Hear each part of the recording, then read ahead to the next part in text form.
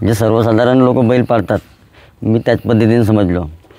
पण जेव्हा आपण बैल आणले आणि त्यांचे पट्टे वगैरे केल्या, बैल आपल्याला तयार दिसले नाही. मग बैल तयार करायचे होते, तर बैल तयार करायचे होते त्यासाठी आपण मग त्याचा जो साठा माल असते मटेरियल, तो जेव्हा आपण घ्यायला गेलो तेव्हा आपल्या लक्षात आला की बैल मालक आपल्या मुलापेक्षा जास्त बैलाला चारतात. मी 7 ते 8 पटे केले, पूर्ण MP चे केले. एकच महाराष्ट्रात केला सटव्याचा, तिथं 3ऱ्या नंबरला लागले होते. ते 2च बैल पाठवलं होतं मी. MP जास्त पट केले मी, पण जिथंही गेले तिथं नंबरला लागूनच आले जायचं. जे बाकी पटात नियम असतात तेच राहील. पण आधी हातघडी होती, ती घडी राहणार नाही, आपण धागा घडी लावली. म्हणजे कसं आहे, ॲक्सेप्ट येतात आपले जेवढे बैल आहेत. उद्या जाऊन एखाद्याने ॲक्सेप्ट नाही घ्यायला पाहिजे की याचे बैल याने आपले सेटिंग करून नंबरमध्ये लावला, म्हणून इकडे धागा घडी सुरू, तिकडे बैल धावणार.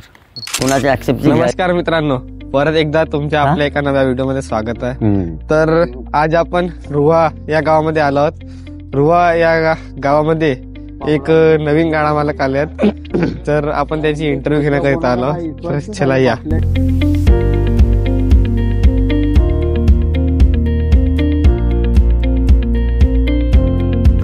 तर नमस्कार मित्रांनो, आज आपल्यासोबत विश्वनाथ भाऊ बांडेविषयी आहेत. नमस्कार काकाजी. नमस्कार. सर्वात आधी आपले नाव सांगा. विश्वनाथ बांडेविषयी. कसा का तुम्हाला हा बैलगाडा शर्यतीचा छंद लागला? मी पोळ्यासाठी बैल घेतले होते 2, आणि पोळ्याच्या निमित्तानं आणल्यावर मग काही लोकांच्या म्हणणं असं आलं का बाबा पण पोळ्याला न घेता पोळ्याचा कार्यक्रम होईल, थोडेसे पटाचे घ्यायचे. त्या निमित्तानं थोडेसे चांगले बैल घेतले. किती दिवस झाले तुमच्याकडे आता बैलात पूर्णतः? मला झाले 3 महिने. पोळ्याला जेवढे दिवस झाले तेवढेच, त्याच्या 15 दिवसाच्या आधी घेतला. काय अनुभव आला 3 महिन्यामध्ये तुम्हाला आपल्या जे बैलगाडा शर्यतात आपल्या इकडे जे पट भरतात त्याबद्दल? आधी तर मला बैलाच्या बाबतीत काय अनुभव नव्हता. बैल कसे पालवायचे, पटाचे, जे सर्वसाधारण लोक बैल पाळतात मी त्याच पद्धतीने समजलो. पण जेव्हा आपण बैल आणले आणि त्यांचे पट्टे वगैरे केल्या, बैल आपल्याला तयार दिसले नाही. मग बैल तयार करायचे होते, तर बैल तयार करायचे होते त्यासाठी आपण मग त्याचा जो साठा माल असते मटेरियल, तो जेव्हा आपण घ्यायला गेलो तेव्हा आपल्या लक्षात आला की बैल मालक आपल्या मुलापेक्षा जास्त बैलाला चारतात. म्हणजे काजू झाला, अंजीर, बदाम, दूध, अंडे, गरम सौदा, अनेक प्रकारच्या वस्तू ज्या आपण बैलाला जेव्हा तिथं पहिल्यांदा गेलो आणि विचारलो, 2 बैलाच्या वस्तू घेतल्या मी 1 महिन्याच्या, तेव्हा 25,000च्या वस्तू झाल्या. तर मलाही शॉक लागला. मला असं वाटत होतं आधी की फक्त दानाच चारतात बैलाले. तर मग आपण घेतल्या. बैलामध्ये फरक वाटला. मला थोडासा कॉन्फिडन्स आला की 50% तयार असलेले बैल याला आपण 100% तयार करून मैदानात कसे उतरवू शकतो. तर त्या पद्धतीनं त्यांना माल मटेरियल चारून त्यांच्या मागे मेहनत घेतली. हे सर्व आमची टीम आहे, हेच मेहनत घेतात. माझ्या कामाला फक्त घेऊन आणून देणे का पाहिजे त्याला, आणि हे सर्व करतात. 3 महिन्यामध्ये तुम्ही आता किती पट केल्या? मी 7 ते 8 पटे केले, पूर्ण MP चे केले. एकच महाराष्ट्रात केला सटव्याचा, तिथं 3ऱ्या नंबरला लागले होते. ते 2च बैल पाठवलं होतं मी. MP जास्त पट केले मी, पण जिथंही गेले तिथं नंबरला लागूनच आले जायचं. MP जेव्हा तुम्ही पट करायला गेला तेव्हा काय अनुभव आला MP मधला?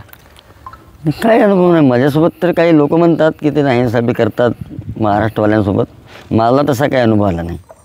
मला त्यांनी उलटा सपोर्ट केला बैलांच्या बाबतीत. त्यांना काय चारायचा, कसा चारायचा, आणि समजा तब्येत प्रकृती वगैरे बिघडली तर मी त्यांना फोन बी करायचा, याची ट्रीटमेंट काय द्यायचं याला सांगितलं त्यांनी मला बरोबर. माझ्यासोबत कुठल्याही प्रकारचा त्यांनी दुजावा केला नाही. आता तुम्ही पटाचे आयोजन केलं, त्या कसा नियम असणार पटात तुमचे? जे बाकी पटात नियम असतात तेच राहील. पण आधी हातघडी होती, ती घडी राहणार नाही, आपण धागा घडी लावली. म्हणजे कसं आहे, ॲक्सेप्ट येतात आपले जेवढे बैल आहेत. उद्या जाऊन एखाद्याने ॲक्सेप्ट नाही घ्यायला पाहिजे की याचे बैल याने आपले सेटिंग करून नंबरमध्ये लावला, म्हणून इकडे धागा घडी सुरू, तिकडे बैल धावणार. कोणाच्या ॲक्सेप्टची घ्यायची काही गरज नाही. तुमचा पट किती फुटावर असणार आहे? 13.5 ते 14 फुटावर राहणार आहे. चला बैलाबद्दल माहिती द्या.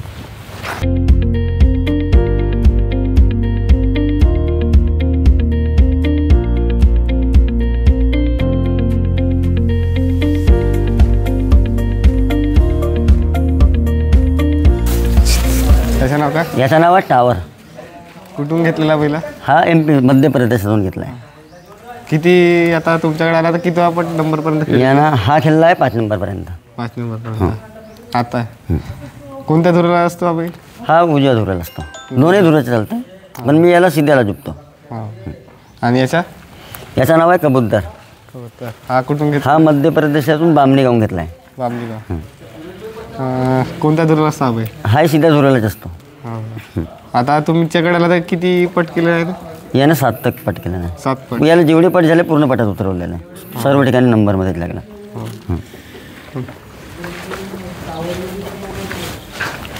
याचं नाव सिंगम आहे. हा इथून घेतला एरलीवरून. नंदुभाऊ जवळचा. नंदबाजवळून घेतला आहे एरलीवरून. असे पूर्ण पट करून याचे झाले 2-4 पट झाले माझ्याकडे. याचं नाव केसर आहे. हा बरगाडवरून घेतला आहे. वर्गाटवर याचे 5-6 पट झाले. 5-6 पट. हा कोणत्या दुरला असतो? हा डाव्या धुराला असतो. याचं नाव अर्जुन आहे.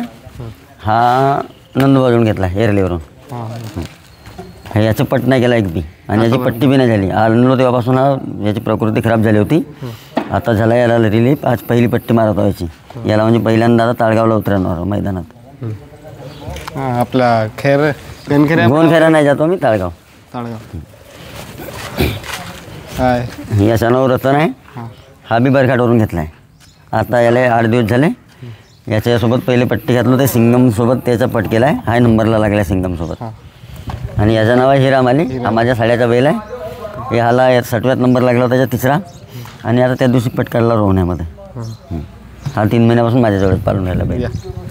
काय सांगाल आता पटाबद्दल आपल्याकडे? नाही, पट्ट तर आपले एकच म्हणणं आहे. जेव्हा आपण पट करतो भरवतो त्यामध्ये कोणावर अन्याय व्हायला नाही पाहिजे. सर्व लोक आपापल्या बैलाला आपापल्या मुलाबाळासारखे पाळतात. आणि त्यांची जी मेहनत करतात बैलांची तर त्यांचं जे आपल्या पद्धतीने मेहनत करतात त्या पद्धतीने त्याला त्यांचा बेनिफिट भेटायला पाहिजे पटात. म्हणजे कोणावरही अन्याय होऊ नये हाच आपला एक मत आहे. धन्यवाद काकाजी.